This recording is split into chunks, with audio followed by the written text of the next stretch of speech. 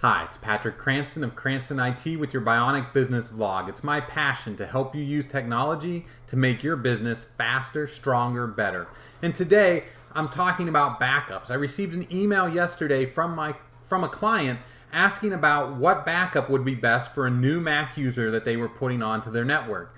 And when it comes to Macs, you have several great backup options. And the first is Time Machine. And Time Machine is built right into the macOS operating system, so it's there by default, which makes it very stable and very reliable. And it is able to back up your entire computer, applications, configuration settings, and all your user data to an external hard drive.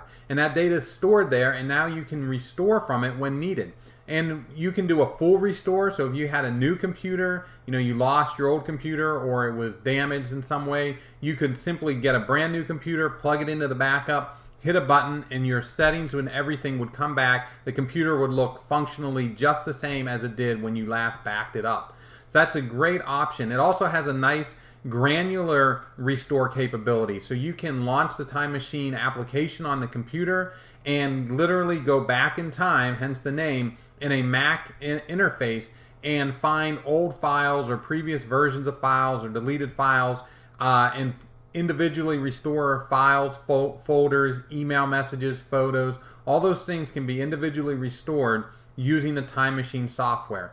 So it's a very powerful tool and it's very easy to use. Now it does require that you plug in an external hard drive to the back of the computer or that you connect to a network drive on your local network that supports Time Machine backups. This could be another Mac or a third-party file server that supports Time Machine. So this requirement that you plug in an external hard drive or connect to a drive on the network does add a level of complication to the process, because if you have a desktop computer, you can plug in an external hard drive and the Time Machine backup will run great.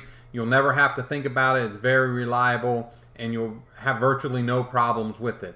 Now, if you're backing up over a network, which let's say you have a laptop or you have several Macs on your network and you don't want to plug in external hard drives to all of them and you're trying to back up over a local network, we do find that that works, but it does tend to be a little more problematic in actual use. It's just because a network connection for Time Machine is not as stable as a hard drive that's plugged in directly.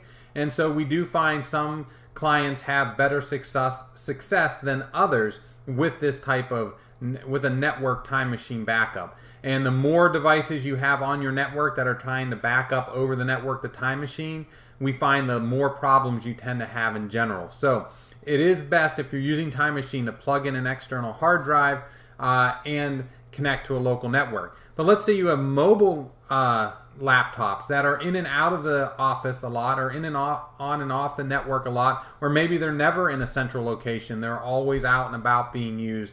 And that makes Time Machine very inconvenient to use and almost not a good solution at all, because let's face it, if you have to plug in a hard drive on your laptop to back it up, most times that backup is not going to happen because users just are not very good about remembering to plug in backup or plug in external drives every time they get back to their office. So what's another option if Time Machine does not work? Well, that's when you want to look at an off-site backup solution now, or a cloud-based solution. And what we like to use here at Cranston is CrashPlan, although we do have some others that we've used in the past, and there are several good options. Arc is another good one, as well as Backblaze. These are all solid options, and I'm sure there's other cloud-based backup solutions as well. The ones I mentioned here today, they all offer fully encrypted backups, so your data is secure. And the way they work is they install a small application on your computer that monitors your files and folders, and whenever they see a new file or a changed file, they back that up over the internet to the cloud. So this backup can happen no matter what network you're on. So anywhere you have an internet connection, you know that computer is going to be backed up. And in today's day and age, most times, especially for mobile computers, if they're being used, they are connecting to the internet at some point during the day. So you know you're getting those consistent backups running. And it is important to note that when you're using offsite backups versus the time machine backups, is those cloud-based backups, they only back up your user data, which are like your files and folders. They don't do a full configuration backup, so they're not backing up your applications, you're not backing up your computer settings. All that stuff is not going to be backed up to an offsite backup. But your most critical data, your user files and documents, and all that data will be backed up, because it takes a little bit more time, but you can reinstall applications and reconfigure the computer, but you can't recover your user data if that's lost. And as a final recommendation, if you have very critical data and you can do both a local and an offsite backup, I highly recommend doing both backups. And so having the best backup strategy has your data in 2 different or 3 different places. Live on your machine, and then 2 separate backups. So you have the backup on a time machine, like a local backup, or you have a backup to a cloud. Now that's not always practical or possible, but you want to always have at least 1 backup and then 2 backups when possible.